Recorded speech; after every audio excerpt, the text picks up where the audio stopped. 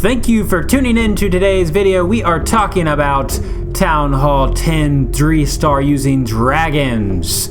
Now, I have one attack here and I'm going to use some other air attacks as well versus Town Hall 10s. Now, why bring dragons on this base and why not La Luna? Well, one, I think he was maybe trying to do something different. Plus, if you notice, all the expos are to the ground. Yes, it's not maxed out completely.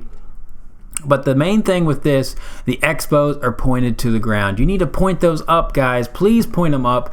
If you have a base, make sure they're going towards the air. So the kill squad here, very light on the kill squad. I don't think he didn't only a king. So it's a hero charge, suicide squad, or suicide hero, whatever they call it. I like hero charge better. So the dragon's actually going to be lured away. Look at that dragon go to that baby dragon to the south. I don't know why it relocked onto away from the queen. I'm not really sure about that, maybe because she used her ability.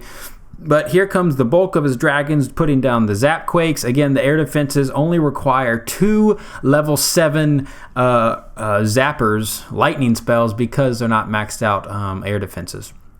And what he has on the back end, you can tell he perfectly used those loons to take down those structures. So he used a haste, and I think that's 3 loons to take down that wizard tower and that archer tower. And up to the north, you can see he's just creating that funnel for his dragons. He's making sure they'll hopefully pass south, using those loons perfectly to take down archer towers and wizard towers.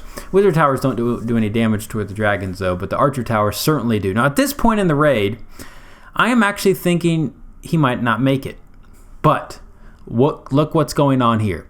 The defender has, since his expos are to the ground, he really only has that 2 Teslas and the single target multi-inferno, and the multi-inferno doesn't really do any damage to those dragons. The things that would do damage is those that Tesla and even that archer to the south. So at this moment in the raid, I was like, oh my, even that one archer could have enough firepower to take down his dragons, but luckily they're going to pass to the archer tower right after taking care of that expo, and 3 dragons left to get the 3-star. Now, maybe I think this could have been easily 3-starred as well using just a straight La Luna or a Gobolo, something like that. But he wanted to use dragons, and hey, why not? Great attack from the Beast Man himself from the hole. Now look at this ring base, shall we? This is a super common base. I've showed this base many times, and I provide it to you because to make sure that you can understand about taking down these bases. Now, in this raid, what is the goal with these ring type bases? Well, you want to pinch your loons so that you want to pinch from both sides, from 2 sides, to help have the core of your loons go into the middle of the base towards infernos. And that's the hardest part about these ring bases.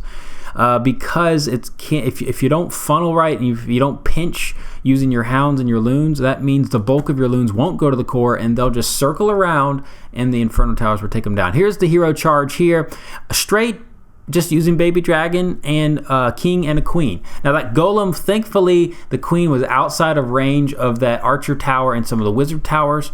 She is able to get down the air defense, that critical 1 air defense, and here comes the air portion. Now, what am I talking about? The pinch. See right here, that bomb tower where he's putting that haste to the west, that is the pinch I'm talking about. Usually actually wait to do that, but on this one, you're not going to.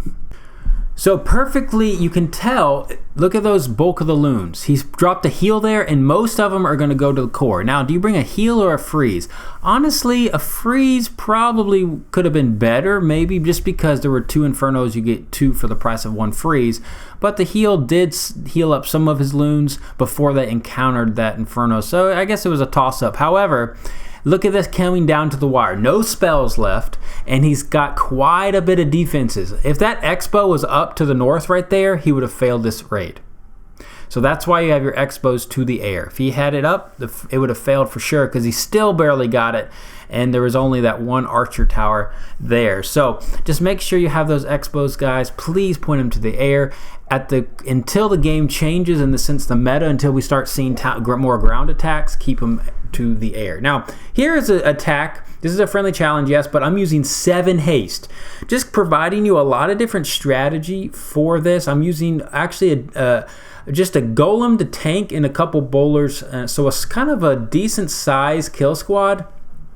I just wanted to provide this to you. I actually forgot to drop my bowlers. Look at that, guys. Forgot to drop my bowlers. There's a P.E.K.K.A. in the clan castle. Gonna actually distract my king and queen, so that's not good. I think I'm gonna be able to get down this whole kind of section here. The queen, with her ability, should be able to take down the enemy queen and that Inferno tower. Hopefully, we'll see what happens if she'll be able to get down. Yeah, she'll be able to get down the Inferno and the queen. Big time stuff. You want to try to save her ability for the either the Inferno tower or the enemy queen if possible. Here comes the air portion. Now I should have pre-placed my haste. You see how I hasted a little too late there? I shouldn't have done that. I didn't really, honestly, my air placement at the beginning was really poor. I think what kind of saved me was I had so many haste available and 2 heals that I was able to kind of just power through the rest of the space. However, only 1 haste left and quite a bit of things left. I kind of overlapped way too much because you could tell from the very beginning I had terrible loom placement. So just make sure you get those looms quite right and practice. I'm still learning and I still make mistakes because it's very precise and I do make mistakes. So I understand that, and I know you'll make mistakes as well. So just keep that in mind, keep practicing, and it will go well for you. You will get those 3 stars the more you do it, the more you try. Guys, thanks again for watching. See you next time, my friends. Halo.